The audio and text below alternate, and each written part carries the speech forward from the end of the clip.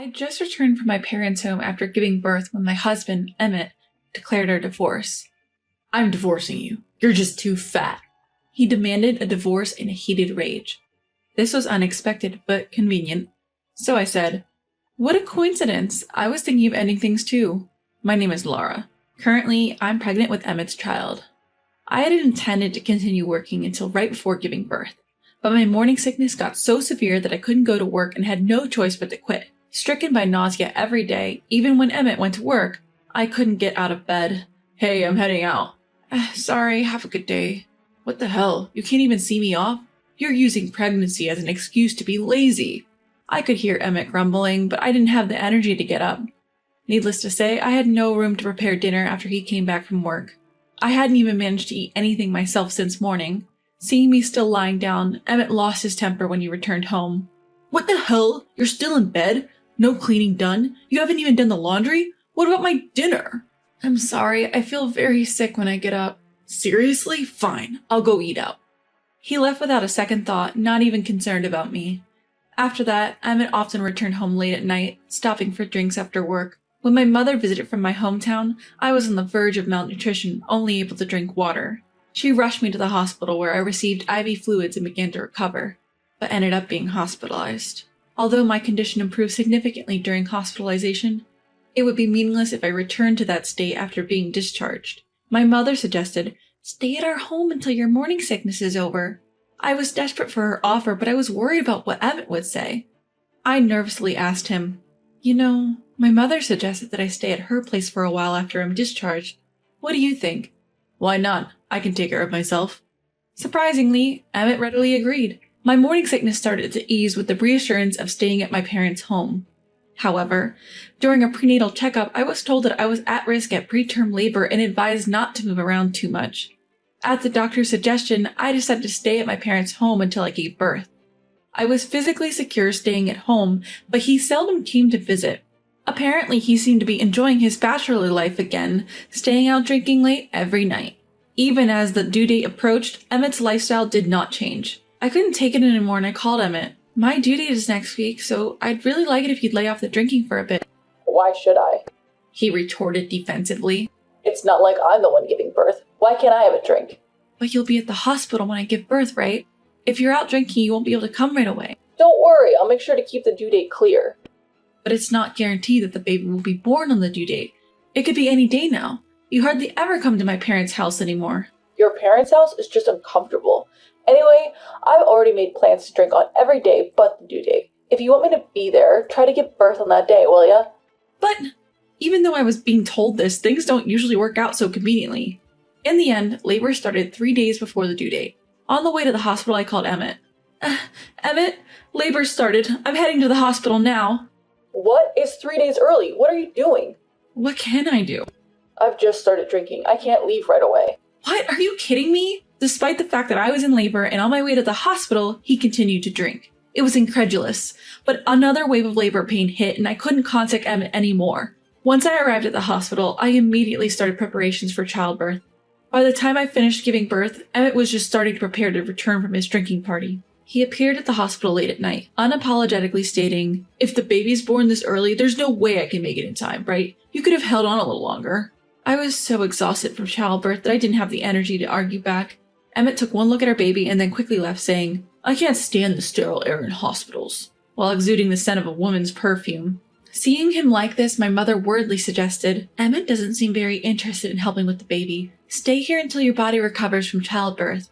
Feeling unsure about taking care of a newborn alone, I decided to take up my mother's offer to stay at her house. Emmett didn't seem to mind telling me, "Stay at your parents' house as long as you like." By that time, I was already certain of my husband's infidelity. While staying at my parents' house with the help of my mother, I diligently collected evidence of my husband's affair. There was a suspicious woman among his social media followers. I scraped together all her posts with desperate effort. By the time 2 weeks had passed since my discharge, my body felt much better. It was about time to go home. After thanking my mother, I returned home to find the house spotlessly clean. Something's off. It's too clean. Someone must have been here. I stood dumbfounded. Emmett came into the room and said, "Hey, you haven't lost any weight. Is there still someone in your belly?" Those were the words he said to his wife, who had just come back after the monumental task of giving birth. I lost it completely at his words. You're kidding me, right? You can't seriously expect my belly to slim down right after giving birth. Then he replied, grumbling, Why are you mad? All the women back from maternity leave at my office are slim. You've been lounging around during your whole pregnancy and probably at your parents' house too. Maybe you should try taking care of yourself as a woman? What? How a woman loses weight after giving birth varies from person to person. Right now, my mind is full of concerns for this baby. You're my wife, you know. Such a fatty is not befitting of being my wife. I am your wife, yes, but also this baby's mother. I don't want to hear such things from someone like you who has no sense of being a father. Fine then. If that's how it is, then I'm done. I want a divorce from a fat woman like you. A divorce? Are you serious? Yes, I'm serious. I've always thought marrying you was a mistake since seeing you during your pregnancy. I've been wondering when to bring it up, but it seems like there's no need to hide it anymore. What a coincidence. I've been pondering whether I should ask you to divorce. Emmett laughed loudly when he heard that. Who would have thought you felt the same way? This will make things easier. If you agree to divorce, you just leave here and finalize the divorce immediately. You really think it's going to be that easy? I'm going to make you pay child support and property division. Child support? Why? We're divorcing by mutual consent. I have no intention to pay anything because it's not my fault but yours. Are you serious? Place your hand on your chest and think carefully. As I said that, Emmett began to panic. What? What are you talking about? This. I showed him a woman's social media posts. There were a plethora of photos uploaded showing Emmett on dates with his mistress almost daily. While I was suffering from morning sickness while I was in labor on my way to the hospital, you were cheating on me with her. Can you still say you're not to blame? No way. She said she would make sure my face wasn't identifiable when posting on social media. It seemed he didn't even realize that his remark was the best evidence that he acknowledged his infidelity.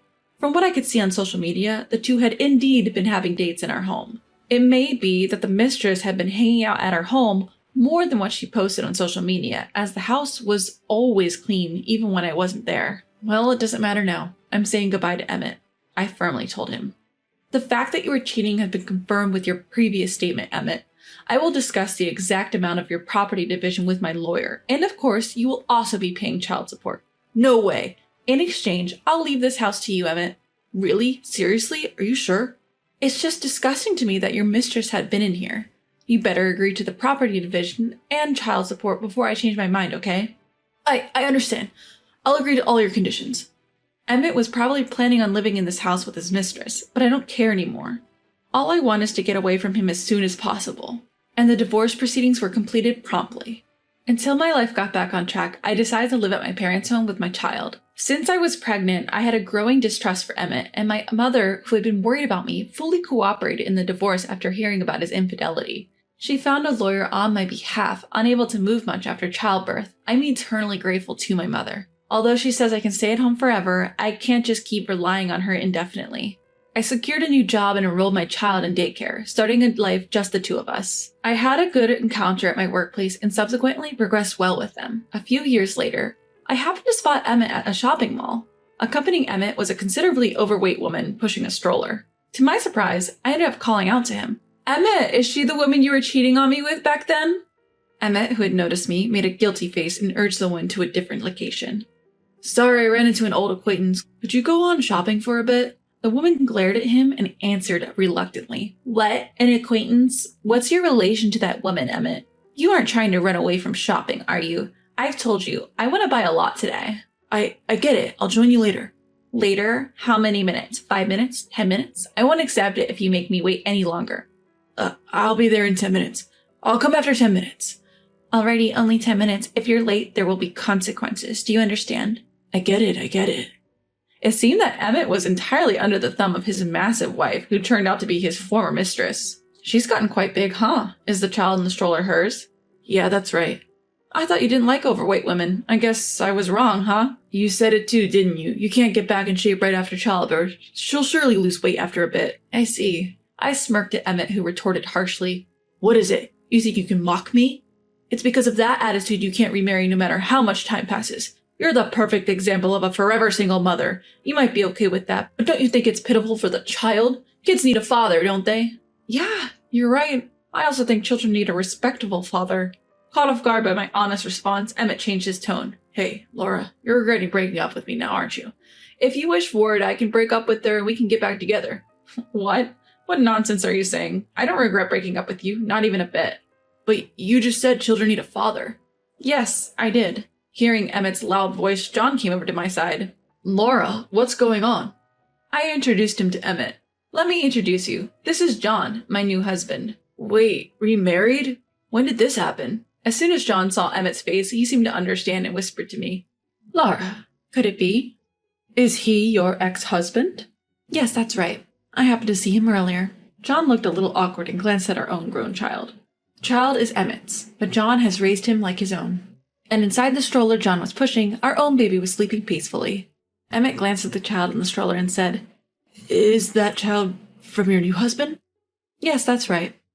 Isn't that baby about the same age as our child? That means you've just had a baby, right? That would be correct. How come you've lost so much weight after giving birth? Well, it's been a year. You're referring to when you called me fat a few weeks after I gave birth, right? But my wife is still gaining weight. Isn't that because of poor diet and lack of exercise? Well, I can understand the desire to binge eat and drink under stress if you have a husband like you. What do you mean by that? I thought men wouldn't understand the hardship of pregnancy and childbirth, but after remarrying John, I realized that's not the case. From the moment he learned of the pregnancy, he was always considerate of me. He took over all the housework when I was suffering from morning sickness, and he always prepared meals that I could eat. I glanced at John and continued. Even during childbirth, he rearranged his work schedule more than a week before the due date so he could go to the hospital as soon as I called him. Of course, he made it for the birth and visited the hospital every day after the birth. Well, when you think about it, that's pretty standard.